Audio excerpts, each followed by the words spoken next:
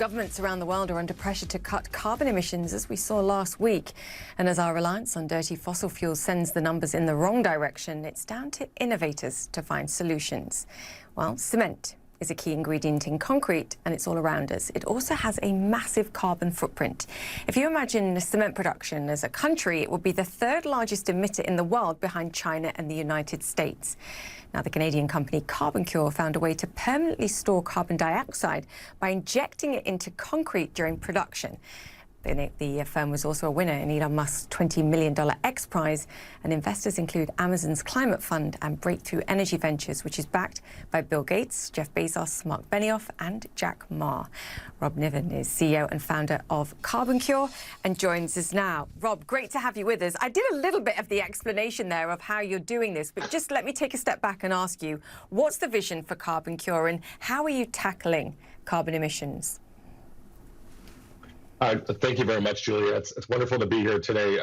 To start off with our vision is to set a new global standard for making low carbon and circular concrete. And that involves actually looking at CO2 a bit differently. We consider CO2 as a feedstock, of course, recognize that it's also a harmful greenhouse gas.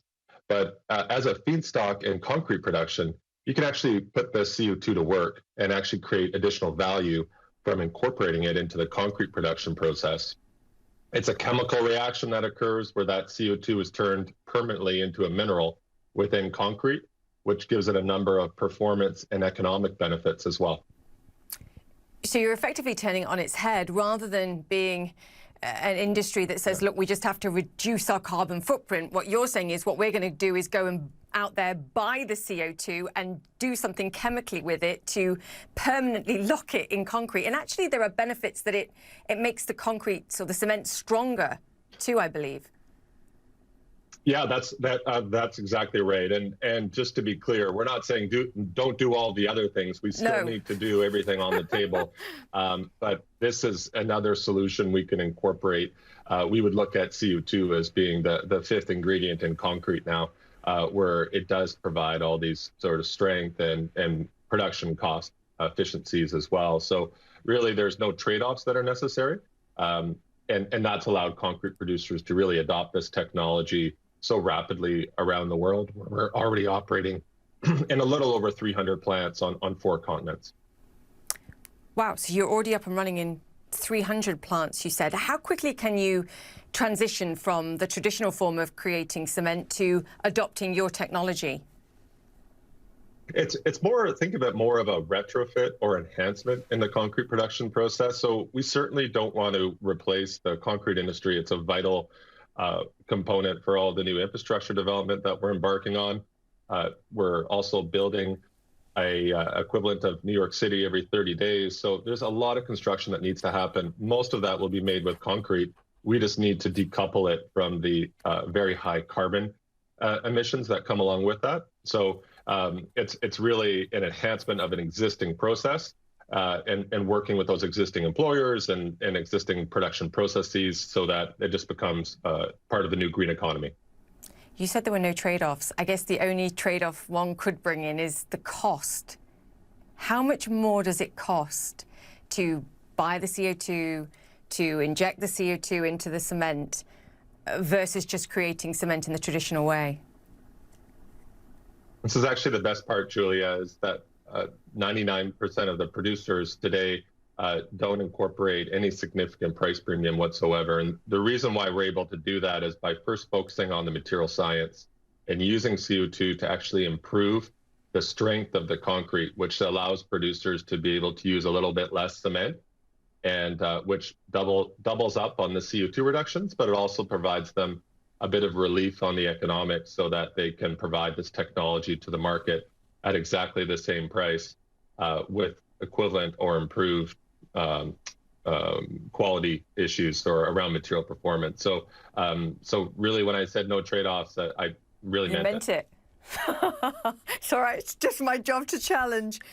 But the only cost, then, is, as much to as your you point, want. is the sunk cost of buying in the technology, which, hey, if it pays back almost instantly, then that's fantastic. You mentioned the 300... And there is no CapEx. That's another part. Explain. We actually borrowed from the technology model, which is called a SaaS model. So we provide all of the equipment, all of the ongoing services without any additional fee, and we charge a licensing fee that comes with that, and that licensing fee is then offset by these production savings that we had mentioned earlier. Yeah, I think that's why we're getting a sense of why investors like Jeff Bezos, Mark Benioff, Reid Hoffman, Jack Ma are interested in investing in you, quite frankly. So where in the world is this being utilized now? And I could mention China briefly, and I will. I saw a statistic that said in the 3 years, I think, to 2013, they produced more cement concrete than the United States did in the entire 20th century, which I'll verify the fact. But Rob, are you working with China? We're not quite there yet. As you can imagine, there's so many concrete producers around the planet. There's about 100,000. So we still have a long way to go. And of course, China is a very interesting market, a very complicated market. So there's a lot of other markets that we're focusing on today.